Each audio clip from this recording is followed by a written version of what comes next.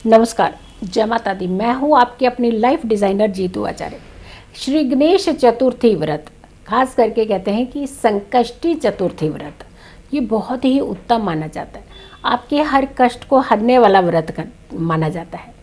जब हम संकष्टी की बात करते हैं तो जब जब अमावस्या तिथि या पूर्णिमा तिथि के बाद कोई व्रत आता है, एक विनायक व्रत कहा जाता है और एक कहा जाता है संकष्टी चतुर्थी व्रत।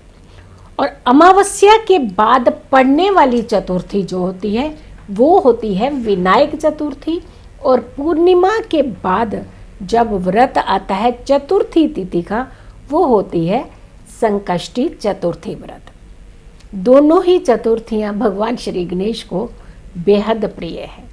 भगवान श्री गणेश हमारे प्रथम पूजनीय देवता, और इनकी तिथि खास करके कहते हैं कि बहुत ही उत्तम होती है। और चतुर्थी तिथि जो कि इनके बेहद प्रिय है, ये बहुत ही उत्तम होती है। 12 नवंबर को पड़ेगा चतुर्थी व्रत, श्री गणेश चतुर्थी व्रत। इस दिन आपको हर मनोकामनाएं पूर्ण करने का बहुत ही आसान तरीका मिल जाता है। भगवान श्री गणेश जितने नटखट हैं ना, उतने ही जल्दी मानने वाले भी हैं। जितने शरारती हैं ना, उतने ही संयम वाले भी हैं। जितने ज़्यादा खाने वाले ना हैं, उतने ही ज़्यादा धैर्य वाले भी हैं। जितने ज़्यादा तेज हैं, उतने ही ज़्यादा शांत भी हैं। यानी ये भगवान गणेश बैलेंस हैं। हमारे जीवन के अंदर अगर बैलेंस चाहिए तो भगवान गणेश की आराधना करना अति उत्तम माना जाता है। बुद्धि के दाता, वाणी के दाता, धन के दाता, धैर्य के दाता, सुखों के दाता, हमारे हर कष्ट मुक्ति के दाता। तो यह हमारे जीवन के अंदर सुखों को देने वाले दाता है ये, और प्रथम पूजनीय है। सबसे पहले इसीलिए इन्हीं की पूजा की जाती है कि हमें धैर्य भी चाहिए, सुख भी चाहिए, समृद्धि भी चाहिए, सहनशीलता भी चाहिए, बैलेंस भी चाहिए। तो जब बैलेंस और ये सारी चीज़ें चाहिए तो फिर सबसे पहले पूजनीय देवता जो है वो प्रथम पूजनीय देवता को ही प्रसन्न कर लीजिए, तो सब कुछ अपने आप आने ही लगेगा। हर सुबह 6 बजे राशिफल के साथ हम हाजिर होते हैं हमारे ही इस YouTube चैनल पर। आप हर दिन सुबह 6 बजे अपना राशिफल देखना बिल्कुल ना भूलें। उस राशिफल के साथ साथ आपको दिया जाता है एक लकी अक्षर भी, साथ में एक लकी विजेता भी निकाला जाता है जिसकी कुंडली हर दिन देखी जाती है। और साथ के साथ जिनका बर्थडे होता है उनके लिए दिया जाता है एक खास उपाय, महा उपाय, जिसे करने के बाद वो पूरा साल अपनी ज़िंदगी को खुशनुमा बना सकते हैं। तो हर सुबह 6 बजे मेरे ही इसी YouTube चैनल पर राशिफल के साथ, आपके राशिफल के साथ ज़रूर जुड़ें। अब आती है चतुर्थी तिथि की बात। कहते हैं कि चतुर्थी तिथि में व्रत करने वाले लोगों के जीवन में कभी भी संकट नहीं आते हैं, क्योंकि संकट मोचन भी है ये, तो आपके संकटों को हर लेते हैं।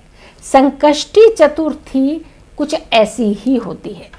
किसी भी तरीके का संकट के घेरे में अगर आप आते हैं, बार बार आते हैं, ऐसे व्यक्तियों को प्रथम पूजनीय देवता का चतुर्थी तिथि का व्रत ज़रूर करना चाहिए।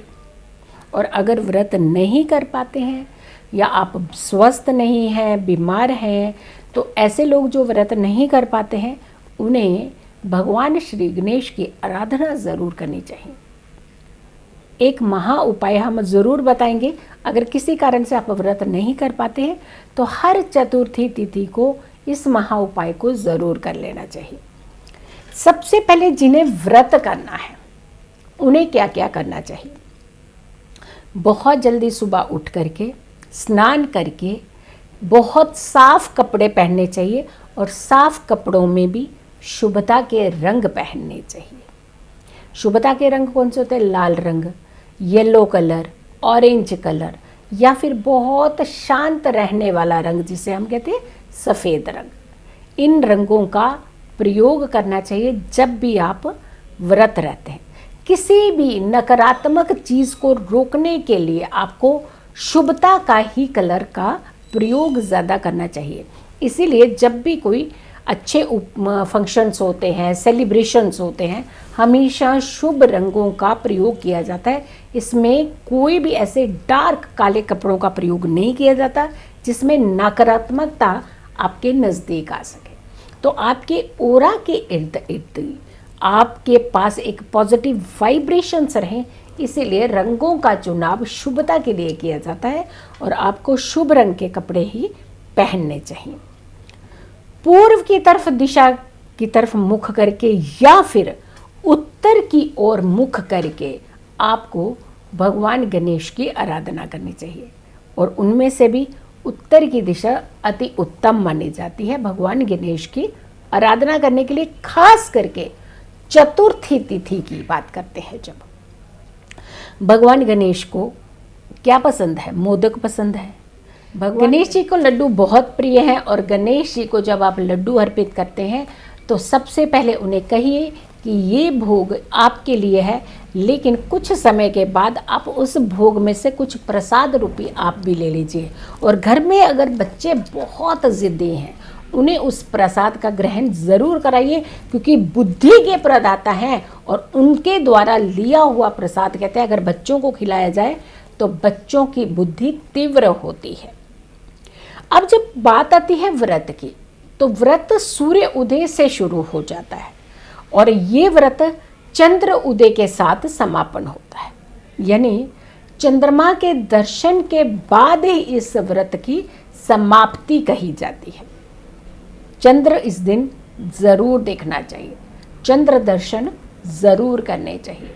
अब आती है कि महा उपाय। हमने कहा कि आपको एक महा उपाय, अगर हम किसी कारण से व्रत नहीं कर पाते हैं या आप व्रत नहीं कर पाते हैं, तो हमें कौन सा ऐसा उपाय करना चाहिए जिससे हमें भी उतना ही फल मिले। आपको गणेश जी को सबसे ज़्यादा प्रिय चीज़ें अर्पित करनी चाहिए। और प्रिय चीज़ें क्या है? प्रिय चीज़ें हैं, एक तो सीधा दिल का अच्छा भाव, यानी बहुत भोले हैं, नटखट हैं, लेकिन दिल के बहुत क्लियर हैं, तो सबसे पहले तो आपके भाव अच्छे होने चाहिए। दूसरा, उन्हें लड्डुओं का भोग ज़रूर लगाना चाहिए या फिर मोदक ज़रूर चढ़ाने चाहिए। और इसके साथ उन्हें दूर्वा बहुत पसंद है। कहते हैं 13 दूर्वा अगर आप भगवान गणपति को हर चतुर्दशी तिथि पर, हर चतुर्थी तिथि पर अर्पित करते हैं तो भगवान गणेश बहुत सारे आशीर्वाद देते हैं आपको। हर चतुर्थी तिथि पर आपको भगवान गणेश को दूर्वा ज़रूर अर्पित करनी चाहिए। भगवान गणेश के मंत्रों के जाप करने चाहिए। ओम गंग गणपते नमः, इस मंत्र का जाप ज़रूर करना चाहिए चतुर्थी तिथि पर। अगर आप व्रत नहीं रख पा रहे हैं और अगर आपने व्रत रखा भी है तो भी आप इस मंत्र का जाप जो है वो कर सकते हैं, रेगुलर जाप भी कर सकते हैं, हर दिन भी इसका जाप आप कर सकते हैं, क्योंकि प्रथम पूजनीय देवता है, इसके बाद ही सारी पूजाएं लगती हैं। तो सबसे पहले प्रथम पूजनीय देवता को ही आप प्रसन्न कर लिया करें। इसके अलावा गणपति के आगे जो भी आप फल फूल या फिर आप भोज अर्पित करते हैं या लड्डू का भोग लगाते हैं, उसे दूसरे दिन तक नहीं रहना चाहिए। जैसे ही चंद्र अर्घ्य देते हैं, आप चंद्रमा के दर्शन करते हैं, उसके बाद उनके आगे रखी हुई खाद्य सामग्री, जो खाने की सामग्री जो आप अर्पित करते हैं, उन्हें उठा लेना चाहिए और प्रसाद रूपी पूरे घर के सभी सदस्यों को खाना चाहिए। इसके अलावा अगर और बच जाए आपके पास, आपको लगता है कि खाद्य सामग्री थोड़ी ज़्यादा है, तो आप इस सामग्री को, इन खाद्य चीज़ों को, जो लड्डू है, मोदक है या फल हैं, ये सारे आप छोटे बच्चों में वितरण कर सकते हैं। तो आपने खुद भी स्वयं भी प्रसाद लेना है और इस प्रसाद को आपने बहुत सारे लोगों तक ज़रूर बांटना है। खास करके घर के बच्चों को ये प्रसाद ग्रहण ज़रूर करवाना चाहिए। वीडियो को ज़्यादा से ज़्यादा लोगों तक ज़रूर शेयर कीजिएगा। अगर आप लोगों ने अभी तक मेरे चैनल को सब्सक्राइब नहीं किया है तो ज़रूर कीजिए, वीडियो शेयर कीजिए और मेरी आने वाली हर वीडियो का इंतज़ार कीजिए। तब तक के लिए नमस्कार।